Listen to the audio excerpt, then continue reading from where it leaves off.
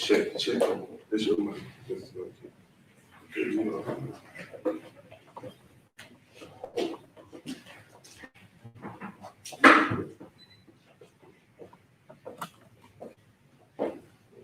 What kind of studio is this? Is this a dance studio? It's a resource incubator. Ah, So just about everything happens here. I do teach dance fitness out of here. Mhm. I'm a certified personal trainer, dance instructor, but I also help in the community in kind of where I can.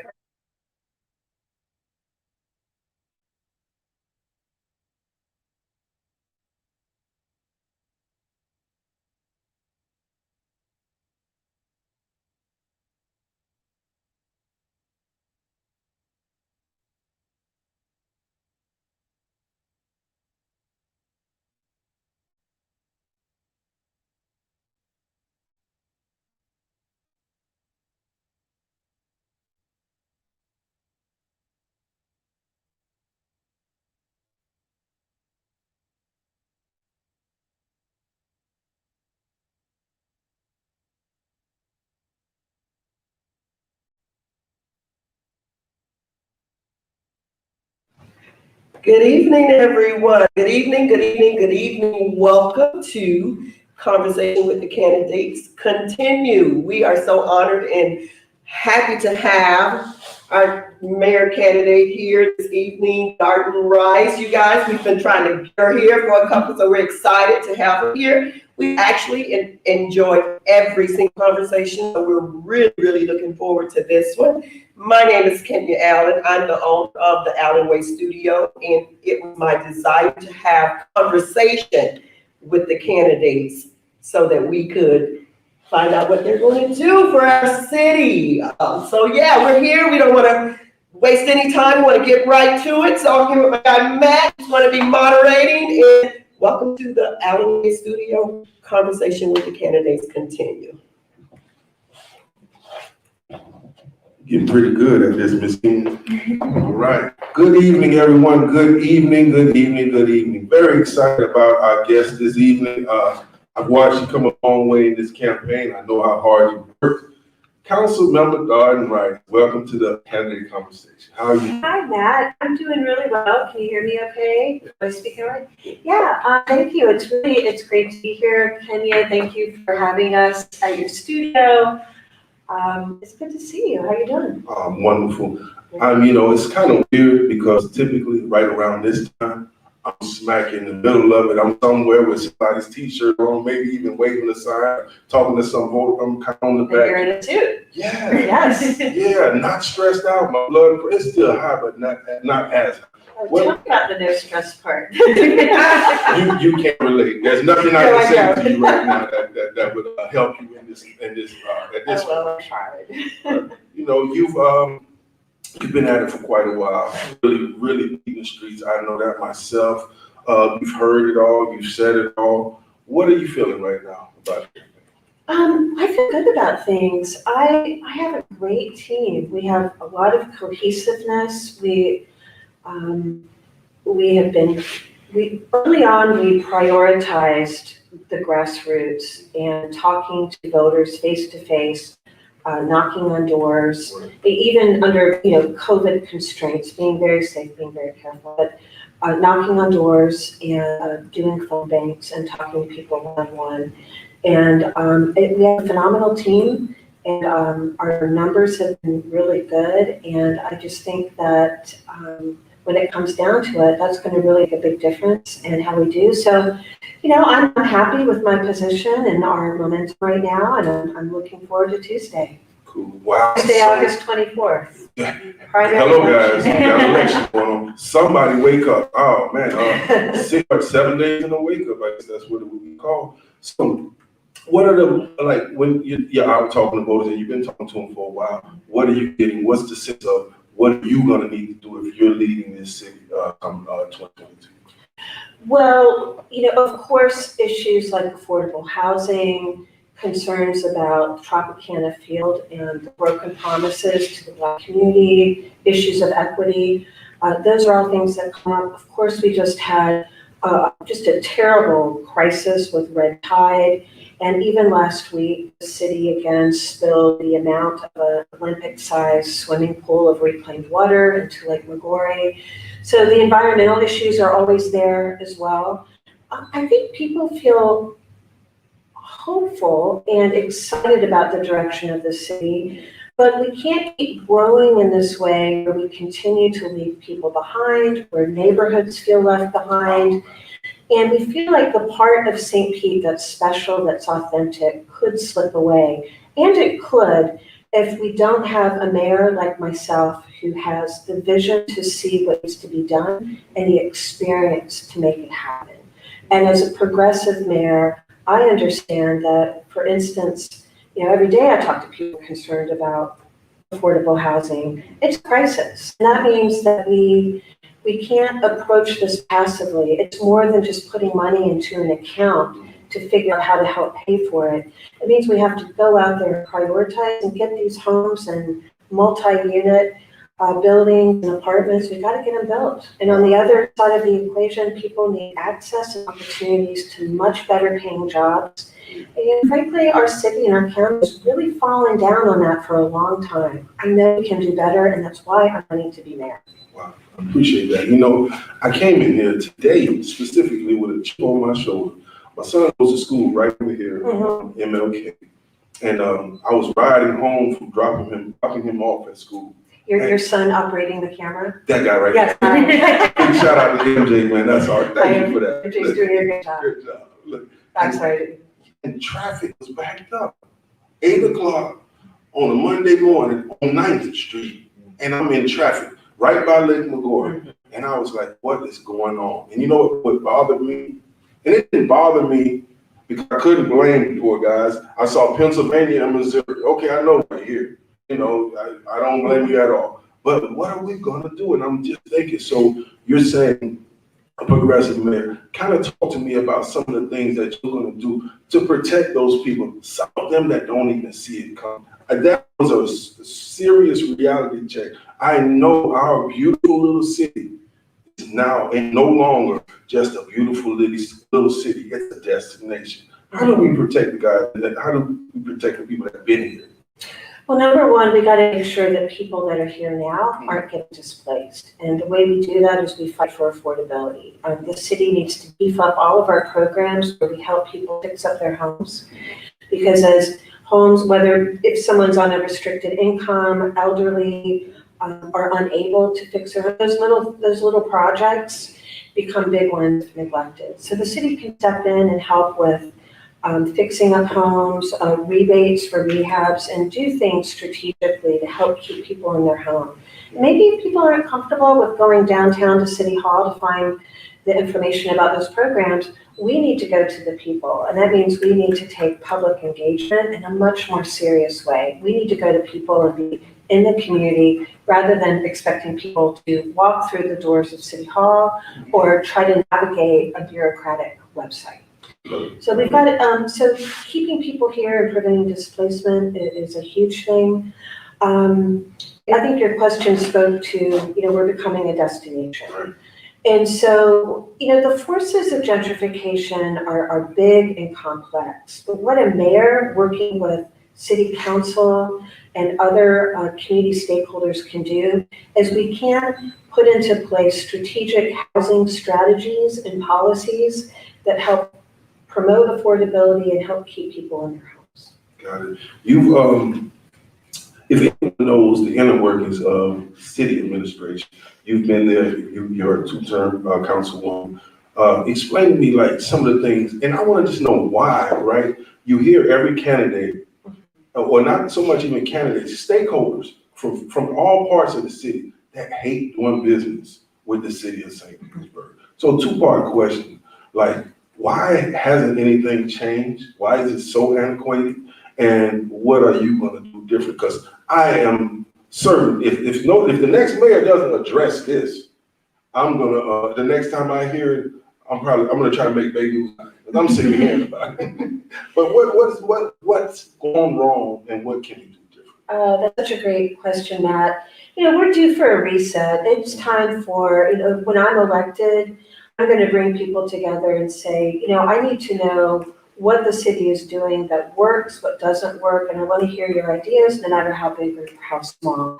We know that for a lot of people, getting a permit is complicated, and time is money. So if there's any delays with the permitting process and getting things approved along the way, slowing things down or changing things up on people or having a different inspector mark up something different every time you go back, that's not a great way to run a railroad. So we do need to, update our software. We need to reorganize the building department desk. When we have the opportunity to move into a new multiple services building, a municipal services building, we need to make sure that when people go in, they have all of the information right there that they need. Also, when people first walk in with the site plan or with just their first application, we need people there, almost like the concierge service, where they are taken through the system. They're alerted to whatever opportunities there may be. It could be incentives for affordable housing.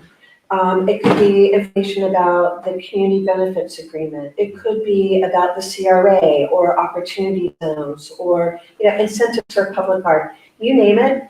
And if they know upfront what those incentives are, it's easier to build it into the plan. It's really horrible, and I've seen this happen more than once, is when people get something, by the time it gets to city council and a vote, we're asking, hey, why didn't you do this with solar panels? Why didn't you do this with affordable housing? And if they find out about it too late to a project, it's just too much to try to write it in. It's much easier to do it in the very beginning. And the city really can make huge improvements with that. And we will when I'm there. Got you. Just touch on it a little bit, like, what's taking so long? Because this is the, probably I heard this 8 years ago. Yeah. And I've heard it officially and on the street 8 years ago. Yeah. What's taking so long? It comes from the top. And, you take a mayor like Bob Buckhorn, who did reset Tampa when he was elected. He had been in City Hall, like I have, for a long time, knew how to get things done. I can't speak for why the current mayor didn't do it when he first started, but change is hard. It's really hard to change the status quo. And so you have to know when to take those opportunities to get things done. And after a new mayor first gets elected, is a great time to bring people together for that type of fresh start and a new direction. It's a little bit harder to do it when you're already well into your first or second term. You got to do it when the time's right. Okay. Well, I want to shift gears just a little bit because I know somebody's watching, is waiting for me to ask you this big question. I realized I learned something about myself in this election cycle. I'm not the interviewer that tries to create a moment. I got you. I try to bring out the best in people, and that's my style. Maybe next cycle they're not going to let me interview candidates anymore. I don't know. I'm too nice, but I do want to give you a chance. I know I was the mailers. You want to ask me about the mailers? Thank you. Okay. See, that wasn't too bad, was it? Right. Matt, my campaign sent out 3 mailers criticizing my opponent, and it was a mistake. It was the mailers were wrong in tone and tenor, and it undermined what the point I was trying to make, which was to hold my opponent, in this case Ken Welch, accountable to his record. He's made a big deal about endorsements, and I thought it was fair game to question why he boasted about the endorsement from Bob Altieri. The mailers didn't really do a great job communicating that. And I apologize for it, and I'm so lucky that I have friends and supporters who hold me accountable, who are willing to tap me on the shoulder and say, hey, wait a minute, Darden, slow your roll. What was that about? And so I learned from that. My team talked about it. We learned from that mistake. It was a blunder. But it is necessary for me to hold my opponents accountable. And your accountants. Yes, and the accountants do. But it's important to hold Mr. Welch accountable because Bob Galtieri stood behind Ron DeSantis as he signed House Bill 1, which legalized, it criminalized peaceful protesting. It allows someone to run over a protester in their car if they feel threatened, if a protester's in the road. It allows, police to jail protesters who are protesting police brutality. And so Paul Terry lets himself be used as a stage prop for DeSantis, and then a few days later turns around and endorses Ken Welch. And Ken Welch boasts about it. And I think it's fair to ask why. Because he's trying to be all things to all people. Got you. And I mean, I want to say this, I've been involved in these cycles, and I just want to say thank you for owning that. I think we need to really, it's not fair to the people when we tap into only the emotions of the voters and not the facts. So I'm not big on getting caught in the emotions. I've seen it up close, and I've watched it from a distance, and it's just not fair to the voters. So I thank you for addressing that. I hope that satisfies my critics, at least. Well, I'm glad you used the word emotion. Right.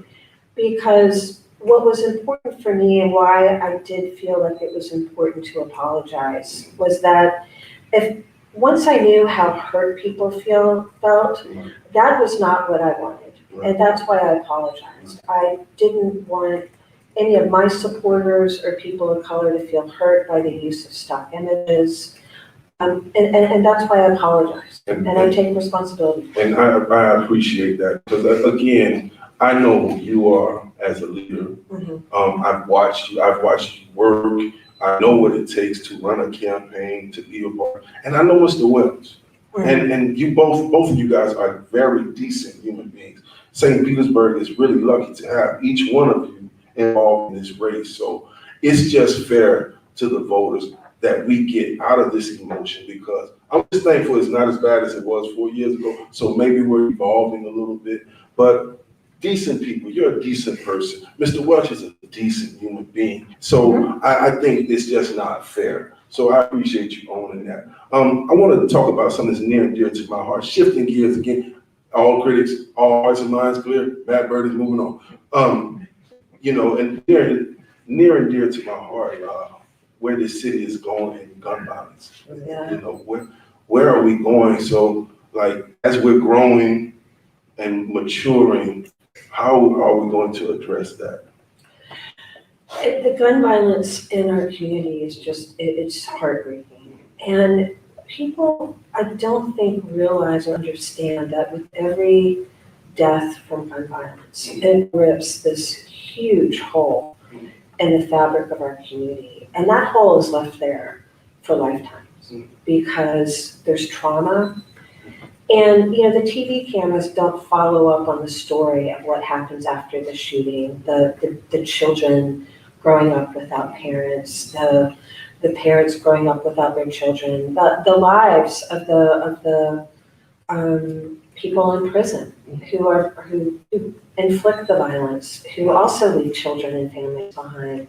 It's just as heartbreaking. And I think that, the city needs to do a lot to beef up the work that we're doing on anti-violence. I love the work that Maurice Scott has been doing in the community. I invited him to City Council a couple of weeks ago to talk about his program where, he's really getting in there and talking to families about gun violence prevention and encouraging children to be more thoughtful and accountable and responsible and challenging the no SNCC culture that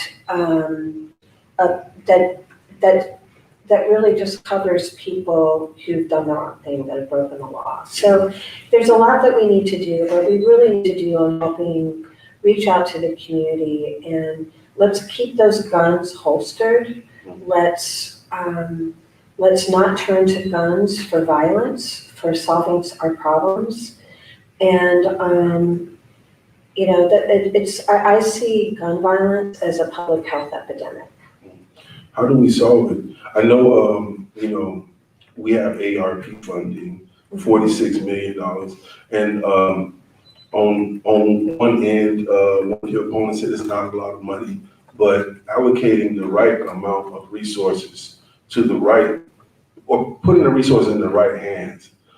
As mayor, where do you see how will you allocate resources to really put a dent into this gun violence culture?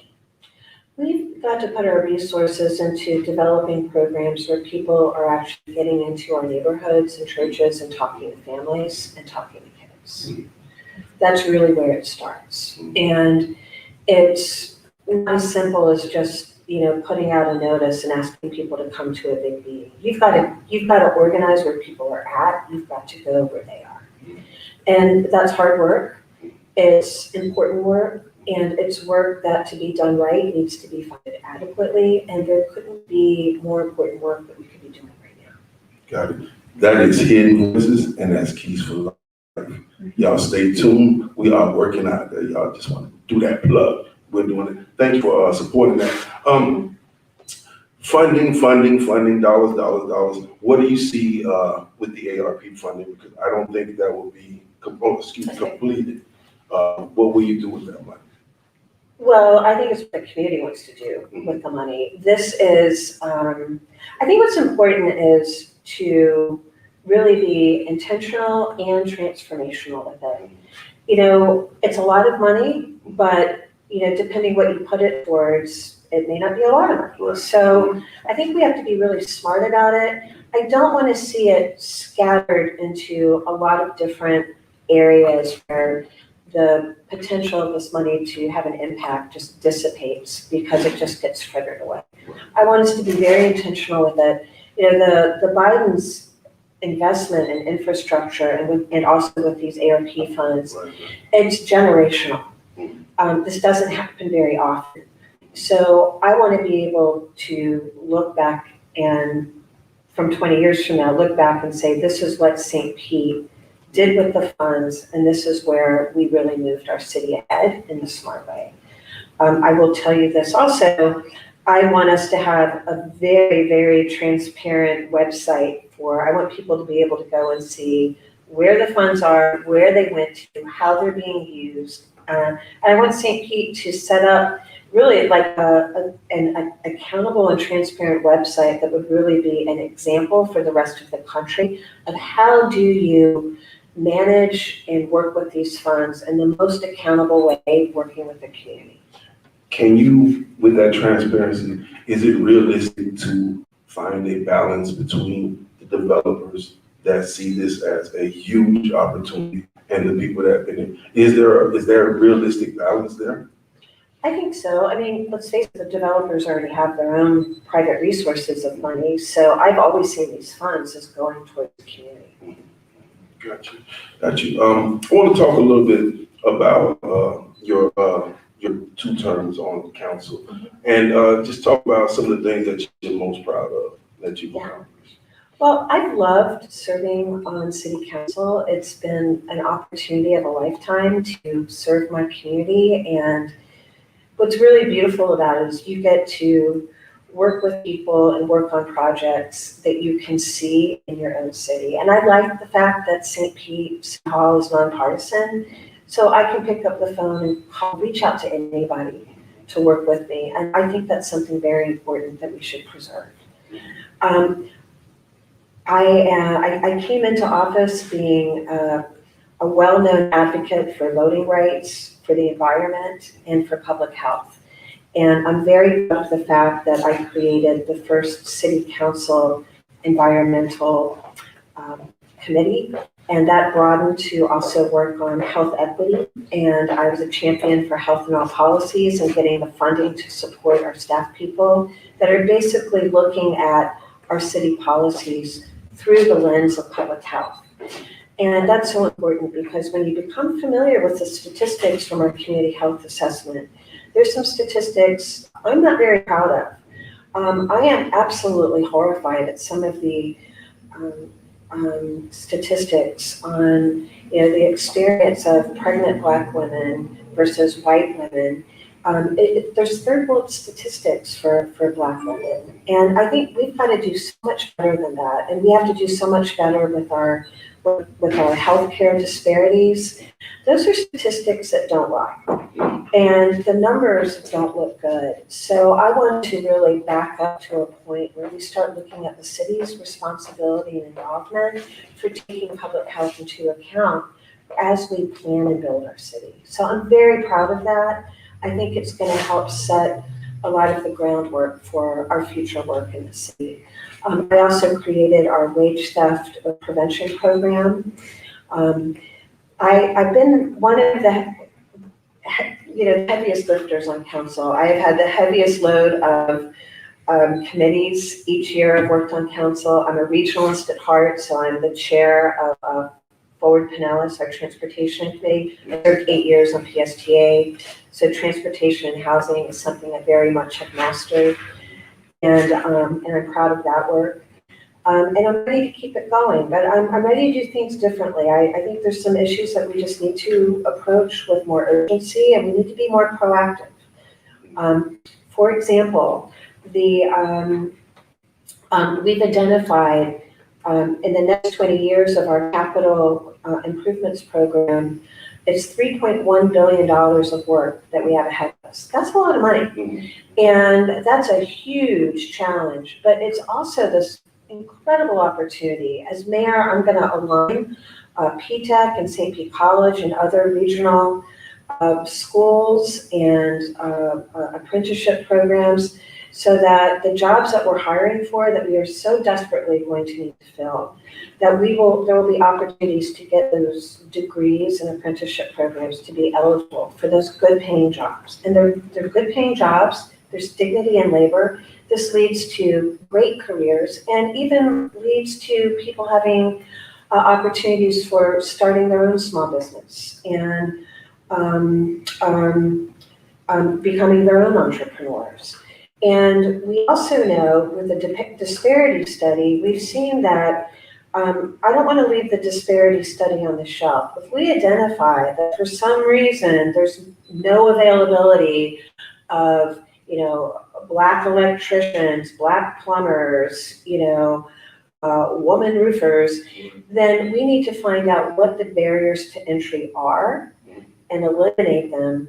But also, as mayor, I am going to make sure that we have staff support to work with minority-owned businesses, because part of the problem is if you don't have the experience getting the real big jobs, then you don't get the big jobs. There's sort of like a vicious circle. So as mayor, I'm going to work with minority businesses to make sure that they get the opportunity for what I call stretch assignments, so that you get the access to bigger and bigger contracts. So over the period of 5 to 10 years, that minority-owned business will be in the running to, fill out RFP for bigger, lucrative paying jobs. And I want locals to get these jobs because that means everything to our community. It's money that stays in our community. It's our families, our communities, our neighborhoods being strengthened. There is so much we can do on this front, and it just takes being knowledgeable and proactive and sticking with it. Don't just pass some vague policy and then don't look back to see if it works or not. Stick with it and make it work. That's how I work. That's my style of leadership. It's why I'm running for mayor. Stick with it and make it work. I like that. And I think just having the desire to see it through is what we're in desperate need of at City Hall. Our next mayor is going to be huge. I mean huge. It's going to be a big deal, historic. And maybe for one of the last times I'll ask you this question. But I want to ask it in a different way, but a really direct way. How are you going to protect the Black community when it comes to Tropicana? The Trop side. Well, I think good representatives represent everybody, and fairness is important to everyone. Discrimination hurts everybody. I understand it in my own way, being a woman, being a lesbian. I'm not going to ever pretend I know what it's like to sit in your shoes as a Black man, but I do. I'm mixed, but Okay. I can't get away with white. No, Okay. I can't. I try. I can't. Thank you for correcting me on that. Gotta own it. Okay, you got it. But I can't sit in your shoes, no matter what. Right. So I think what's so important is that accountability. You can't have justice without accountability. Yeah. Right? So I think it's so important to continue to engage the public. And, I think we did a good job working with the public and listening to the Black community when it came putting together the elements for the RFP. I think we could have done a much better job sticking with it after that. But I think that, meetings have to be transparent, the community has to be involved. I mean, I think the Black community's done a very good job being a part of this. And I think we've seen some submissions for master developers that show that people were listening and making a really good attempt to fit in and include what the Black community wants. Are we there 100% yet? No, I don't think so. I think we could do a little bit better, and we're not going to, it's just going to be a process of sticking with it, until it's done. But I want you to say it in the camera. Are you going to make sure, as our next mayor, that you protect the Black community and make sure that there's equity in that site for the Black community? Yes. Say it, Darden. Yes. All right. And this is why. Because it's really important for white people to understand that a city that embraces equity will be a stronger city. It doesn't take anything away from me. It makes my city and my community stronger. It makes us more resilient. It makes there's a better sense of us working together. And it's a profound sense of fairness. I want a city that, and I think we do have this, I think we're getting there, but I think I want to wear our diversity on our sleeve. I want St. Pete to be a city that no matter who you are, whatever the color of your skin, who you love, where you're from, I want people to be able to come to St. Pete and be able to find their place and thrive. Not just get by, not just survive, but thrive. And I want St. Pete to continue this vibe of being a warm and welcoming and rich community. So these equity policies, to me, are the way to get there. They are the way to help protect affordability. They are the way to help protect everything that everybody in St. Pete cherishes. And as your next mayor, I promise I'm going to create an office of diversity, equity, and inclusion, regardless of how the vote for the ballot measure on the equity officer goes. I am going to do that because I think it's just the right thing to do, and frankly, it's overdue. And it's overdue for our country. And Yeah. St. Petersburg has the opportunity to lead the way. I want to take one question from the audience and then give you some last words, okay? Okay. Yes, sir. Yes, I would like to ask you one question in reference to the wastewater spill that was in Lake Maggiore. Mm-hmm. And it's something, that it's got beyond me because I never knew anything about it. But I was just wondering, why it didn't get the attention that the outer coast of our city is getting in reference to red tide. And, I'd just like to know pretty much, what is being done about Lake Well, Maggiore. I certainly brought attention to it in my social media. I'm glad you bring up the question, and could everybody hear the question? The question is why the 650,000 gallons of reclaimed water that spilled through a broken pipe, I think, spilled into Lake Maggiore, why that didn't get more attention. And why it didn't get more attention than red tide. It might have been the sense of a natural disaster versus like a broken pipe. But the reason why I wanted to bring attention to it is I never want us to communicate or get the sense that a broken pipe at Lake Maggiore is something that you just shrug your shoulders at and act like, oh, well, these things happen. Right. Oh, it could have been worse. No, I really have zero tolerance for these mistakes. And I realize we have aging infrastructure and we've done a lot to fix our aging infrastructure, but we can't let our foot off the gas at all. No one has done more work on this issue than I have. I worked on clean water issues even before getting elected. The sewage spills of 2015 happened when I was on council. I could fill a room full of studies and notebooks and notes from meetings that I have taken over the last several years. I took a leading role in making sure that the consent order was adequate, that we had adequate public hearings for the consent order. Most of all, what I really wanted to make sure is that no one in the future ever has to deal with the problems that I inherited. I don't want a future mayor or a future set of city council members years from now to not know what's going on because you don't know what questions to ask. So we did set up a system where now you can go and look and see how the city is keeping up with fixes, with maintenance, and keeping up with our obligations and keeping up with our financial obligations. You know, we are beholden to $9 million a year that continue to fix, for continuing to fix our pipe and collection system. I've already heard one candidate talk about, doubt about, how we can keep up that commitment, try to look for money elsewhere.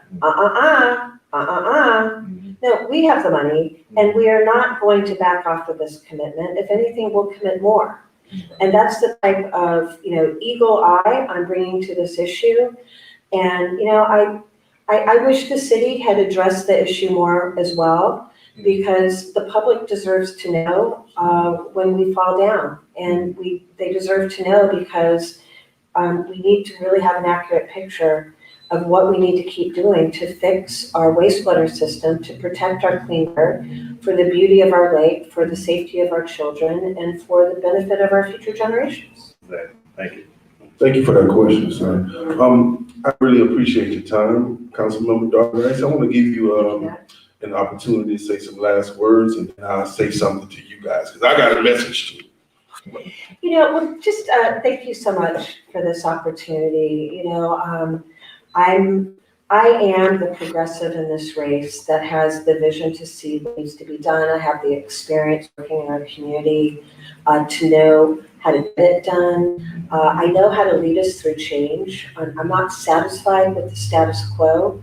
And if you want to get elected and just make a lot of friends and have everybody like you and not get anything done, there's already candidates like that in this race. It's not me. If you want to get things done, if you want someone who's going to take public engagement seriously, who wants to address the suffering in our community in a serious way, who wants us to grow our city in a way where we bring everybody along and not leave people behind, I'm your choice for mayor. There you go, folks. Thank you so much, Darden. Yes, I really, really appreciate you. It took us some time, so we don't have a huge audience, but I really appreciate it. I think your message needs to be heard. Now to you guys, thank you so much. Thank you. Thank you. Now to you guys, okay? We've heard some great conversations.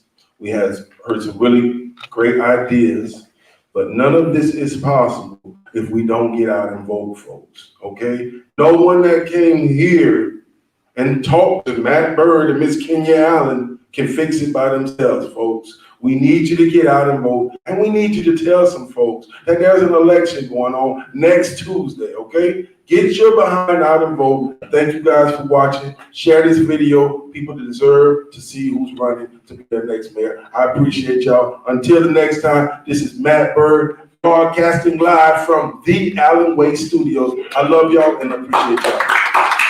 Thank you, Matt. I'm shaking your hand. Awesome. Thank you. Great.